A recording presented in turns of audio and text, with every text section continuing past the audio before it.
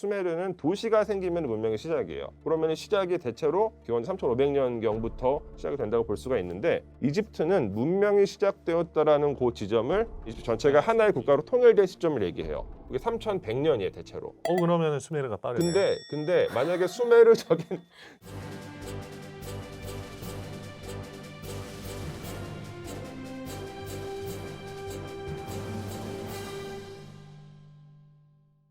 안녕하십니까. 오늘 10분 토론에서는 인류 최초의 문명이라고 하는 수메르 문명에 대한 이야기 해보려고 하는데요. 수메르 문명의 역사부터 미스터리까지 모두 파헤쳐줄 전문가 두 분 모시고 토론 시작하겠습니다. 네, 안녕하세요. 한국이집트학연구소의 광민수입니다. 이집트학과 이집트 고고학을 공부하고 있습니다.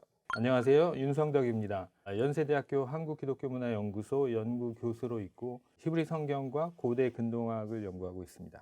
오늘 윤성덕 교수님께서는 저희 10분 토론 첫 출연이십니다. 구체적으로 이 수메르 문명 이쪽 분야의 전문가라고 저희가 봐야 될까요? 저희 원래 전공은 수메르 문명은 아니고 그거보다 조금 후대에 아슈르, 바빌리 이런 제국들의 시대, 그때가 저희 전공인데 이 전체 메소포타미아 문명을 다 배웠다고 말할 수 있습니다. 사실 한국의 이 슈메르 문명을 지금 전공하신 선생님은 안 계시고, 사실상 선생님께서 그 메소포타미아 전체를 포함해서 수메르 문명까지도 최고의 한국에서는 권위자의 선생님이시기 때문에 사실 제가 선생님을 적극 추천했습니다.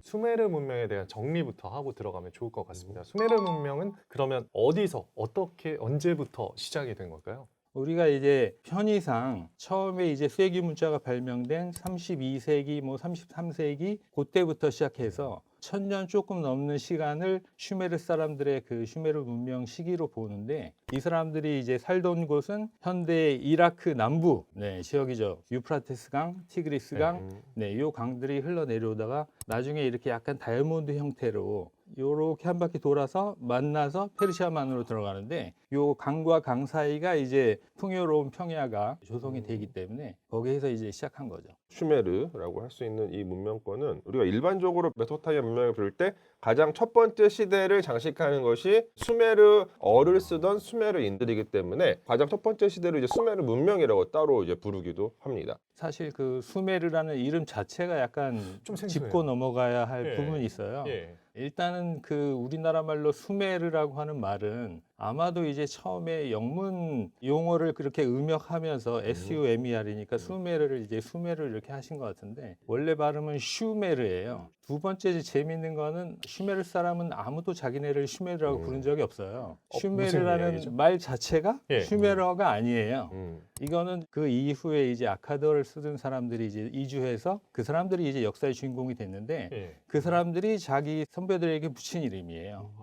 그래서 일단은 편의상 우리가 슈메르라고 부르는데, 슈메르 사람들은 자기 이 이름을 사용한 적이 없고, 그 이유는 이 사람들이 자기네가 하나의 어떤 정치 공통체라고 생각한 적이 별로 없었기 때문이에요.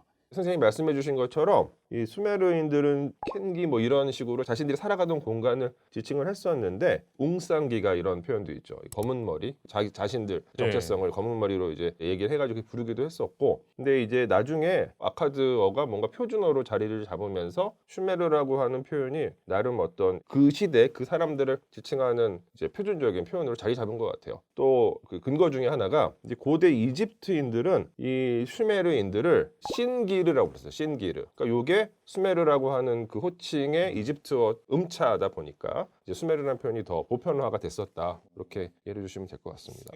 근데 사실은 이 수메르 문명이 좀 나중에 발견됐기 때문에 좀 대중들에게 생소한 거 아닌가 싶기도 하거든요. 그러니까 나중에 발견되었다기보다 정체가 나중에 밝혀졌죠. 그러니까 무슨 얘기냐면 예. 언어 해독이랑 관련이 깊은데, 그 쐐기 문자, 소위 말하는 쐐기 문자로 쓰여져 있는 여러 이제 언어들 가운데 수메르어가 가장 나중에 해독이 되죠.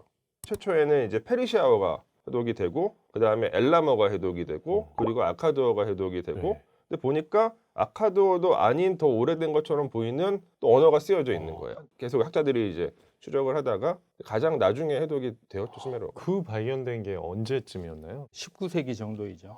음. 19세기 말, 이때가 이제 다른 말로 하면은 유럽 국가들이 제국을 세우면서 전 세계로 돌아다니면서 이제 식민지를 만들던 이런 시기이거든요. 네. 그래서 뭐 영국, 프랑스, 독일 뭐 이런 나라에서 탐험가들을 네. 전 세계에 이렇게 다 보내요. 그래서 이런 사람들이 이라크에서 이제 돌아다니다가 토착민들이 있었을 거 아니에요. 네. 사실은 뭐 메소포타미아 문명이 없어진 것도 아니고 잊혀진 것도 아닌데 서양 사람들이 보기에 발견된 거죠. 18세기 때부터 유럽 여행자들이 이 지역을 많이 방문을 했었고 네. 그러다가 이제 몇몇 중요한 어떤 그 단서들이 발견이 돼요. 유럽인들에 의해서. 1835년에 롤린슨이라는 사람이 베이스툰 비문이라고 하는 이 기록을 발견을 하는데 이게 페르시아 시대에 쓰여진 기록이고 네. 페르시아어, 엘라머, 아카드어가 같은 내용을 쓰고 있어요. 그러다가 아카드어가 공식적으로 완전히 해독되었다고 선언이 되는 건 1857년의 일이에요. 영국의 그 왕립 아시아 학회에서 같은 비문을 놓고 4명의 연구자한테 니네 한번 이거 번역해봐라, 해석해봐라. 야, 대단하네. 네 명의 쉽지 않았을 연구자한테. 텐데. 근데 이 4명의 연구자의 해독 결과가 똑같았어요. 그러니까 아 이거는 해독됐다. 거의 선언적으로 네. 이야기가 되고 수메르어는 그것보다 이제 조금 더 한 50년 정도 후에 이제 한 20세기 들어오면서 이제 어느 정도 해독이 된 것으로 보여요. 뭐 대표적으로 이제 1905년에 프랑스와 낭쟁이라고 하는 사람이 그 수메르어와 아카드어의 기록들이라는 어떤 연구 결과를 발표하는데 이때 이제 어느 정도 단서가 조금 이야기된 것 같습니다. 그러면 세계 최초의 문자가 수메르 문명에서 나왔다 이렇게 봐도 되는 걸까요? 기원전 33세기나 32세기에 우룩에서 발견한 그 점토판 이게 세계 최초의 문서라고 말할 수도 있겠죠. 근데 이제 그 문서를 실제로 보게 되면 명사와 조사와 동사와 이런 게 다 있는 그런 문서가 아니었고요. 그림 문자에 더 가까워요. 일종의 장부에 가까운데 예를 들어서 뭐 술이면 술을 상징하는 어떤 그림, 볼이면은 보리를 상징하는 그림 이런 게 있고 그래서 학자들이 생각하기에 요 문자는 이 문자가 발견되기 이전에 산가지라든가 막대기 같은 거 아니면 토큰, 물표 같은 거 네. 이런 걸 사용해서 행정 처리를 하다가 이게 너무 이제 불편한 거죠. 특히 이제 토큰이라는 게 진흙을 이렇게 굴려서 만든 다음에 네. 거기다가 문양을 새긴 건데 네. 그걸 따로 사용할 필요 없이 점토판에다 그걸 그냥 그리면 되겠다. 네, 이런 아이디어 때문에 이제 이렇게 옮겨온 거라고 생각해요. 그래서 그게 행정 처리를 위해서 혹은 상업적인 어떤 이해관계를 기록하기 위해서 처음으로 이제 문자를 만들어서 사용했다. 이렇게 얘기할 수 있죠. 처음에는 그렇게 실질적인 기능을 위해서 문자를 만들었지만은 그게 이제 금방 발전하거든요. 그러면서 이제 문장이 완성이 되고 문학 작품이 나오고 법률 기록한 거 나오고 제일 오래된 유명한 법전 우르남마의 법전 네, 이런 게 이제 슈메르 시대에 나오고 그게 네. 기원전 한 2100년경의 법전이에요. 네. 우르나라의 네. 법전이. 인류 최초의 법전이라고 볼 수 지금까지 있지 않나요? 확인되고 있는 성문 법전들 가운데는 제일 이른 시기에 속하죠. 널리 알려져 있는 함무라비 법전보다 훨씬 더 이른 시기. 저희가 이제 근동 지역 얘기하면 항상 나오는 길가메시 서사시도 네. 수메르 문명의 유산이라고 봐야 되는 건가요? 네, 우리가 많이 알려져 있는 길가메시 서사시는 후대의 아카도어로 기록한 문학 작품인데 그 이전 버전이 있었어요.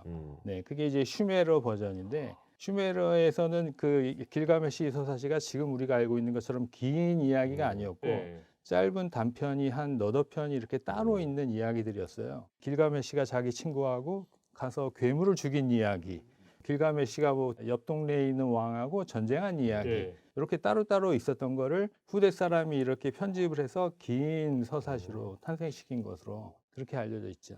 이제 수메르 문명이 후대의 메소포타미아 다른 문화권들하고 조금 차이가 있는 것은 이 언어가 좀 달라요. 그러니까 이제 어족이 완전히 다르죠. 그러니까 수메르어는 뭐 지금까지 이제 대체적으로 이야기되는 바에 따르면 주변에 있는 다른 언어들과 어떤 관계도 없는 고리버로 이제 얘기가 되고 문법적으로도 이제 다른 세머 계통의 언어들이 약간 굴절어적인 속성이 있는데 반해서 요거는 이제 교차어 같은 네. 그 언어로 이제 구분이 되죠. 그러니까 이제 언어 계통학적으로 이 사람들이 어디서 시작이 되었는지가 분명하지 않다는 얘기죠. 그러니까 수메르 사람들이 어디서 나타났는지 어디서 왔는지도 모른다면서요? 구체적으로 알기는 매우 어려운 것이 일단 무엇보다 전통적인 의미의 문명이 나타난 네. 그 시대이다 보니까 기원에 대해서 추적하기가 매우 어렵죠. 왜냐하면 보통 그 기원을 추적할 때 우리가 자주 사용하는 방법 중에 하나가 언어의 계보를 따지는 건데 수메르 이전 언어는 기록으로 남겨져 있지 않아서 계보를 추적하기가 매우 어렵습니다. 예. 근데 이제 고고학적으로는 추정되는 그 지점이 있는 것이 예전에 엘사프에서도 얘기했었던 예. 그 괴베클리 테페 같은 터키 남동부에 위치한 뭐 거의 뭐 한 12,000년, 만년 된 그 의뢰 유적들이 있잖아요. 예. 그 주변에 살고 있었던 이제 굉장히 융성했었던 커뮤니티가 있었는데 기원전 6,200년 경이 되면은 기후 변동이 일어나요. 이 근동 지역에. 그래서 갑자기 급격한 기온이 이제 하강하는 현상이 나타나고 이제 그러다 보니까 사람들이 조금 더 남쪽으로 내려오게 되고 이제 그 과정에서 그 당시에는 지금보다는 훨씬 더 농사짓기가 좋았었던 메소포타미아 남부 지역에 정착을 하게 돼서 점차적으로 우리가 전통적으로 문명이라고 부르는 그런 현상들이 나타나는 이런 것이 이제 요즘에 이제 이야기되는 설 같은데 문화의 단계들이 계속 어쨌건 이어지는 모습은 나타납니다. 저희가 이제 괴벨 TP 얘기할 때 PPN 얘기를 했었는데 예. 프리포터린 니올리틱이라고 예. 얘기했었잖아요. 근데 이제 이 시기부터는 이제 PN이라 불러요. 포터리 니올리틱이라 부르죠. 그런 이제 고고학적인 유물로만 이제 구분되는 그런 문화기가 쭉 이어지다가 기원전 5,500년 경이 되면은 우리가 일반적으로 우바이드 시대라고 부르는 고고학적인 문화가 나타나요. 그 우바이드 문화가 대략 한 기원전 3,500년, 3,300년 경에 나타나는 그 수메르의 예. 전신이 되는 아니었을까? 문화일 이렇게. 것이다라고 추정하고 있죠. 교수님께서는 어떻게 생각하십니까? 기원은 그 추정을 하는 수밖에 없는데 예. 아까 말씀하신 것처럼 아마도 이라크 남부 지방에 원래 살고 있었던 사람은 분명히 있었을 거예요. 강가에서. 또 하나 이제 고고학적인 거는 göbekli tepe는 터키 쪽이니까 반대쪽 이란 산지 쪽에 보면 신석기 유적들이 또 있죠. 네. 그 사람들이 직접 뭐 일로 내려왔다 이렇게 뭐 단정 지을 수 있는 근거는 없는데 이 신석기 문명이 끝나고 청동기 문명이 이라크 남부에서 도시 문명으로 시작이 되기 때문에 아무래도 이제 어느 정도 연관성이 있으리라고 생각이 돼요. 그리고 또 마지막으로는 이 지역은 사방으로 다 터져 있기 때문에 예. 항상 이주민이 들어올 수 있는 길이 열려 있어요. 시리아 쪽에서 평야 쪽에서 내려온 사람들 여러 사람들이 아마 와서 뒤섞여서 네, 시작을 했을 거예요. 근데 이제 제일 중요한 건 거기서 도시 문명이에요. 예. 그 전까지는 도시 문명이 없었는데 슈메르 사람들이 이제 도시로 모여 살면서 무슨 일을 하는데 몇 명 이렇게 이제 조직을 하기 시작하고 거기서 생산되는 재화를 분배하기 시작하고 요걸 시작했다는 거. 도시라는 것은 사실 하나의 조직을 만들었다는 게 이제 중요한 거거든요. 그러니까 우리가 일반적으로 이제 문명이 시작됐다라고 이야기할 때의 조건들이 몇 개 있는데 그 가운데서 하나가 말씀해주신 그 도시라는 현상인데 도시라는 것은 정해진 어떤 그 범주는 없어요. 근데 대략적으로 뭐 수천 명 이상의 사람들이 집약적으로 일정 공간 내에서 모여 살기 시작하면 도시라고 불러요. 근데 그렇게 산다라는 것은 이게 계속 상호작용이 일어나는데 모든 사람들이 어느 정도 인정하고 있는 공통의 룰이 있다는 얘기고 그리고 그 네. 룰을 이제 통제하는 권력이 있다는 얘기고 통제를 원활하게 하기 위해서는 문자라는 어떤 도구가 또 사용이 되기 시작하고 그러면서 직업의 전문화가 일어나죠. 모든 인구가 다 식량 생산에 종사하는 것이 아니라 일부만 종사를 하고 나머지는 다른 일들을 할 수 있게 되는 거예요. 그래서 뭐 이렇게 장인도 나타나고 네. 뭐 글 쓰는 사람도 나타나고 네. 뭐 그림 그리는 사람도 나타나고 네. 이런 식으로 이제 그렇죠. 현상들이 나타나게 되죠. 그러니까 요게 수메르 문명이 사실 제가 전공한 이집트 문명이랑 가장 큰 차이가 뭐냐면 도시예요, 도시. 이집트는 일반적인 의미의 도시가 없는 문명이에요.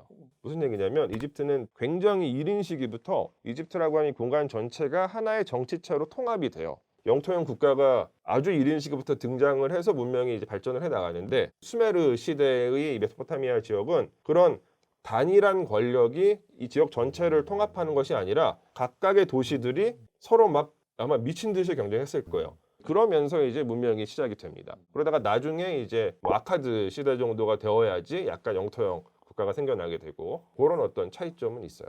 이집트 얘기를 또 하셨으니까 이집트하고 비교했을 때 몇 년 정도 차이가 나는 거죠? 이게 사실은 굉장히 아무것도 아닌 질문인데 예. 이게 연구자들이 되게 유치한 면이 있어요. 아, 제가 영국에서 공부할 때요. 선생님들한테 저도 이제 그냥 장난으로 물어보면 예. 이제 이집트 학자들은 당연히 이집트가 먼저지라고 오. 이야기하고 네. 저쪽 이제 메소포타미아 쪽 하시는 분들은 야 수메르가 먼저지라고 보통 얘기를 하세요. 근데 이게 왜 그런 차이가 생기냐면 네. 제가 봤을 때는 비슷한 시기에 시작이 돼요. 다만 그 문명이 시작되었다라고 판단하는 기준이 좀 다른 게 아까 말씀드린 것처럼 수메르는 도시가 생기면 문명의 시작이에요. 그러면 시작이 대체로 기원 3,500년경부터 시작이 된다고 볼 수가 있는데 이집트는 문명이 시작되었다라는 그 지점을 이집트 전체가 하나의 국가로 통일된 시점을 얘기해요. 그게 3,100년이에요, 대체로. 그러면 수메르가 빠르네. 근데 만약에 수메르적인 예, 여기서부터 유치함이 나오는데 수메르적인 그 기준을 이집트에 적용을 하면은 이집트도 3,500년 정도가 돼요. 왜냐하면 선왕조 시대 말기인데 이때가 그 몇몇 지역들이 뭐 예컨대 뭐 아비도스나 나카다나 히에라코폴리스 이런 지역들이 완성형 영토형 국가는 아니지만 각각의 이제 일종의 부족 국가처럼 정치체를 세워가지고 서로 막 싸워요. 교수님이 생각하시기엔 어떻습니까? 저는 아마 이제 문헌학자이기 때문에 네, 글자가 언제 나왔는가. 네, 그래서 이제 최초로 이제 발견된 문서는 아마 이쪽 메소포타미아가 더 빠른 걸로. 근데 요즘에는 네. 이게 교수님이 그렇게 정리하시는데. 아니 근데 예. 그러니까 그게 전통적인 예. 이론인데 예. 그러니까 이집트 쪽에서도 그 이전에는 기초적인 문자 형태가 없다고 생각을 했었어요. 그래서 사실 이집트 학자들은 도대체 이 문자 어디서 시작됐지라고 의문점들이 있었는데 요즘에 계속 발굴을 하다 보니까 초기 형태의 문자들이 또 그때 나와요. 지금도 이제 만약에 찾아보시면 예. 논쟁이 있어요. 최초의 문자가 이집트 문자가 저쪽 수메르 쪽의 쐐기 문자 영향을 받아서 문자 체계가 성립이 되었을 것이다라는 이론이 있었는데 지금은 거의 기각돼 있죠. 그게. 그러니까 아마 양 지역이 각자 문자를 서로 독립적으로 만든 것 같아요. 갑자기 여기서 궁금한 점은 혹시 두 지역 간의 교류는 없었나요? 주로 많았죠. 근데 보통 교류를 할 때 수메르 지역과 이집트 지역이 직접 하진 못해요. 왜냐하면 여기에는 사막이 놓여져 있어요. 그래서 교류를 하기 위해서는 유프라테스강 상류까지 올라가서 다시 저기 레반트 동지 중의 해안으로 쭉 내려가서 들어가야 돼 이집트로. 때문에 이제 그 중개 무역 상들이 계속 있었고 그러면서 교류는 계속 있긴 했었습니다. 아주 이른 시기부터. 이 수메르 문명하면은 또 대표적인 게 건축 기술 양식도 상당히 뛰어났다 이런 얘기를 듣기도 했거든요. 슈메르의 대표적인 건축물로는 지구라트라는 것이 있는데요. 신전 옆에 지은 신전탑입니다. 원래 신전 건물은 따로 있었지만 신전 건물 옆에 계단식으로 피라미드하고 굉장히 비슷하게 만들어 놓은 건축물이에요. 그 안에는 꽉 차서 뭐 다른 용도가 없고 꼭대기로 올라가는 계단이 이렇게 쭉 있고 계단 위에 뭔가가 있었을 거예요. 근데 이제 모든 슈메르 건축물들이 다 진흙벽돌로 지었기 때문에 네. 이 밑에 부분은 남아있지만 꼭대기는 안 남아있어요. 그래서 꼭대기가 정확하게 어떻게 생겼는지는 몰라요. 근데 우리가 그거를 그린 그림은 한두 개 정도 남아있어가지고 지구라트 제일 위에 이렇게 작은 신전 같은 게 있는 그런 흔적까지는 확인할 수 있어요. 혹시 이 지구라트는 규모가 어느 정도나 됐을까요? 제일 지금 잘 남아있는 게 우르의 지구라트가 있고 그건 규모가 상당히 크죠. 지구라트도 각 도시마다 다 있기 때문에 천차만별이에요. 대규모 지구라트는 높이가 한 50m, 60m 정도 되었을 것으로 추정이 됩니다. 야, 뭔가 이렇게 올라가는 그렇죠. 듯한 예. 그 모양이 예. 흔히 피라미드 모양이라고 하는 게 좀 그렇죠. 비슷한 예, 것 같은데요. 그렇죠. 피라미드형이죠. 그렇지만 일단 재료가 달라요. 말씀해주신 것처럼 지구라트는 기본적으로 진흙벽돌로 쌓아요. 근데 피라미드는 일반적으로 특히 고왕국시대 피라미드들은 다 돌로 만듭니다. 기본적으로. 그렇죠. 그런 차이가 있고 용도가 또 차이가 있는 것이 지구라트는 신전과 관련된 시설로 여겨져요. 무엇인가 의뢰를 지내기 위한 공간이 마련되었던 것으로 생각이 되는데 피라미드는 전혀 다르죠. 피라미드는 그 자체로 이제 무덤으로 쓰이는 것이고 올라갈 수 없어요. 왜냐하면 피라미드는 계단 같은 거 만들지 않고 애초에 처음 피라미드를 만들 때는 이렇게 돌을 쌓은 다음에 바깥쪽 면들을 완전 평평하게 다 만들어버려요. 예. 기어서 올라갈 수도 없을 예. 정도로 평평하게 만들기 때문에 용도가 완전 다르다고 할 수가 있습니다. 알겠습니다. 우연히 비슷한 시기에 비슷한 형태의 건축물들이 이제 두 문명권에서 만들어진 건데 그래서 연결짓는 경우들이 있지만 되게 상식적으로 생각해 보시면 철근 구조가 만들어지기 이전에 인간이 높이 뭔가를 구조물을 쌓고 싶어요. 자연스럽게 피라미드 형태로 만들 수밖에 없습니다. 최초로 여겨지는 수메르 문명이라고 불리다 보니까 또 여러 가지 궁금한 것들이 좀 있습니다. 세계 최초의 달력이 수메르 문명에서 나온 것이다. 이거 맞습니까? 네. 그 슈메르 사람들의 행정 문서라든가 예. 아니면 지금까지 발견된 여러 가지 중요한 문서에 보면 날짜가 써 있어요. 몇 월 며칠 무슨 해 날짜가 써 있다는 건 달력이 있다는 거잖아요. 예. 그럼 그게 현대인이 생각하는 그런 달력이냐? 아니에요. 이 월에다가 이름을 붙여야 될 거 아니에요. 예. 우리는 1, 2, 3, 4 숫자를 쓰지만 그 사람들은 각 월에다가 이름을 붙였는데 그게 도시마다 달랐어요. 해는 어땠을까요? 우리는 2024년이라고 쓰는데 옛날 사람들이 서기를 알 리도 없고 예. 어떻게 했을까요? 제일 좋은 방법은 무슨 왕 몇 년 이렇게 하면 제일 간단한데 그것도 아직 몰랐어요. 그래서 이 사람들은 해에다가 이름을 붙였어요. 아무개 아무개 왕이 무슨 신에게 신전을 지어 바친 해 이렇게 이름을 붙였어요. 아, 굉장히 기네요. 길고 짧은 것도 문제지만 사실은 순서를 알아내는 게 굉장히 어렵죠. 그래서 달 이름 목록, 해 이름 목록 이런 거를 다 따로 놓고 이렇게 사용을 했거든요. 우리가 이제 네. 달력이라고 하는 것에 대해서 먼저 좀 정의를 해야 되는데 네. 달력은 시간 기록에 사용하는 명시적인 체계를 보통 이야기를 합니다. 그런 측면에서 이 메소포타미아 수메르에는 분명히 이렇게 있긴 했을 거예요. 근데 이제 메소포타미아 지역에서는 기반을 둔 이 천체의 움직임이 이제 달과 관련이 있어서 보통 태음력을 주로 많이 이제 쓰고 그거랑 이제 태양력이랑 이제요 연결지으려는 노력들을 했었던 것으로 예. 보이고 이집트 같은 경우는 역시 마찬가지로 이런 식의 시간을 구분하는 체계가 등장하는데 이집트는 기본적으로 태양력을 써요. 야. 우리가 지금 1년이 태양력으로 우리도 쓰잖아요. 지금 그렇죠. 365.2.51 요 정도 되잖아요. 뭐 그렇죠. 예. 그래서 4년에 한 번씩 윤희를 그렇죠. 그래서 넣었는데 2월 29일이 있는 거죠. 예. 근데 이집트의 태양력엔 문제가 뭐냐? 그렇게 안 했어요. 어떻게 했죠? 없어요. 그냥 무조건 365일인 거예요. 그래서 이게 학자들이 초창기에 연구하기 좀 힘들었었죠. 근데 만약에 달력을 시간 기록에 사용되는 어떤 체계라고 네. 했을 때 최초의 달력이 이 수메르 거냐 이집트 거냐 고고학자로서 생각하기에는 둘 다 아니에요. 훨씬 더 이른 시기부터 있었습니다. 그러니까 이제 고고학 누적으로 확인되는 흔적들이 나오는데 뭐 이를테면은 스코틀랜드의 에버딘쇼에 있는 그 워렌 필드에 가면 대략 한 10,000년 전에 만들어져 이렇게 돌에다가 표시해 놓은 건데 요거를 연구를 해보니까 시간의 흐름에 대한 그 기록이다라고 생각을 했었는데 더 이전 것도 있어요. 11,000년 전 호주 빅토리아에 있는 우르디양이라고 하는 지역의 속도 달력을 보통 일컫는 경우가 많이 있는 것 같아요. 뭐 더 이런 식이 있을 수도 있었겠죠. 알겠습니다. 그러면은 수메르 문명은 천문학, 수학 이런 것들이 많이 발달한 문명이라고 봐도 되나요? 네, 천문학 이런 것들이 굉장히 중요한 그 전통으로 알려져 있어요. 그래서 우리가 갖고 있는 건 크게 두 가지가 있는데 하나는 점성술 안내서예요. 이 사람들이 정말 뭐 달력을 하기 위해서 혹은 천체를 연구하기 위해서 이걸 한 건 아니고 천체를 관찰한 다음에 이걸로 점을 치려고 했어요. 이야. 그래서 굉장히 정확하게 달의 모양을 묘사하고 며칠 날 어떤 별 옆에 달이 나타났다. 이거를 굉장히 이제 길게 여러 가지 현상을 관측해서 기록한 문서들이 있는데 그런 점성술 안내서가 남아 있고요. 또 하나는 우리가 보통 천문일지라고 부르는데 요거는 약간 더 목록 같은 상황이에요. 그래서 이제 그 점치는 것과 관련된 내용은 없고 자기가 관찰한 거, 날짜, 그와 관련된 기후, 그다음에 시장 무슨 가격 이런 걸 목록 형태로 만들어 놓은 천문일지라는 게 남아 있어요. 그래서 이런 것들이 뭐 최소한 그 기원전 1500년이나 그 이전부터 기록한 점토판을 가지고 있기 때문에 굉장히 오래된 관측 기록이죠. 대체 그렇게 옛날에 어떻게 이렇게 고도로 발달된 문명이 존재할 수 있었던 걸까? 이런 좀 궁금증이 생기는 것 같습니다. 인간은 옛날 사람이 됐던 현대 사람이 됐던 항상 이제 자기가 원하는 게 있고 예. 원하는 거를 방해하는 예. 장애물들이 있어요. 예. 그래서 이 도전을 계속 받으면서 이 도전을 어떻게든지 이제 헤쳐나가려고 노력을 하다가 성공하기도 하고 실패하기도 하는데 성공하게 되면은 그게 계승돼서 이제 계속 되는 거죠.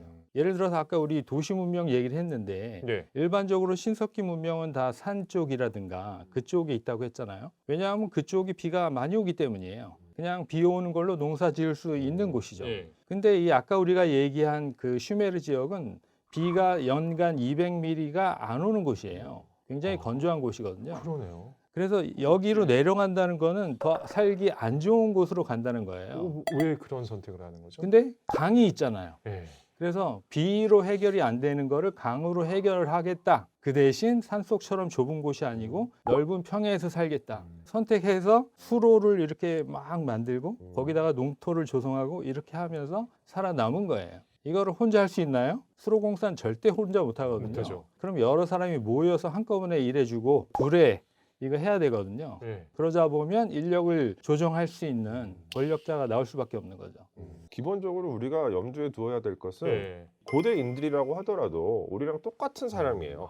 그 호모 사피엔스 사피엔스 이 진화가 완료된 이후에는 거의 변하지 않거든요. 진화적으로는 그렇죠. 똑같은 사람이에요. 근데 이제 문명이 어떻게 탄생을 했냐 모르죠 사실은. 다만 추정컨대 자연 조건의 변동과 투쟁하는 과정에서 문명이 탄생했다. 이렇게도 얘기해 볼 수 그런 것 있겠죠. 같습니다. 그런데 그런 수메르 문명이 갑자기 또 사라집니다. 여기서 이제 사람들이 또 미스터리라고 얘기를 하는 거거든요. 이 이 이야기 어떻게 보십니까? 근데 저는 선생님한테 먼저 말씀드리고 싶은 게 예. 갑자기 사라졌나요?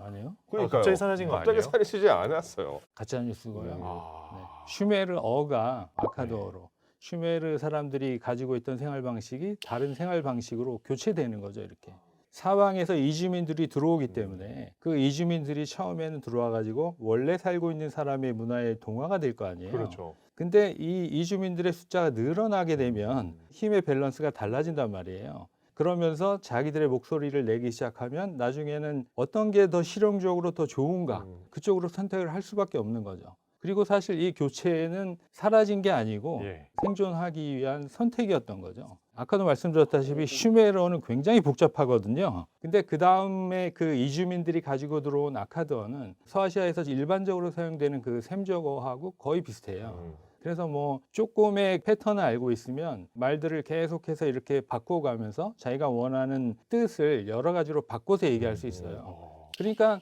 더 쉬운 걸로 변하는 거예요, 이렇게. 그러니까 이 아카드어는 예, 예. 굉장히 오랜 기간 동안 이 근동 전체에서 일종의 공용어로 쓰여요. 이를테면은 바빌로니아에서 이집트에다 서신을 보내요. 예. 아카드어로 써요. 이집트에서도 바빌로니아로 서신을 보내요. 아카드어로 써요. 일종의 요즘에 뭐 영어네요. 영어 같은 공용어네요. 역할이죠. 예. 그래서 이 아카드어로 쓰여져 있는 이 점토판은 이집트에서도 되게 많이 발견이 됩니다. 이야. 그리고 갑자기 사라진 게 아니라 수메르인들은 거의 한 1500년 정도 메소포타미아의 주인공으로 활약을 해요. 1500년 동안 존재하다가 이제 다른 세력이 점점 더 강해지면서 서서히 이제 그 모습이 없어지는 거지. 아니 그러면 대체 왜 그 얘기는 왜 나오는 거죠? 뭐 잘 모르니까.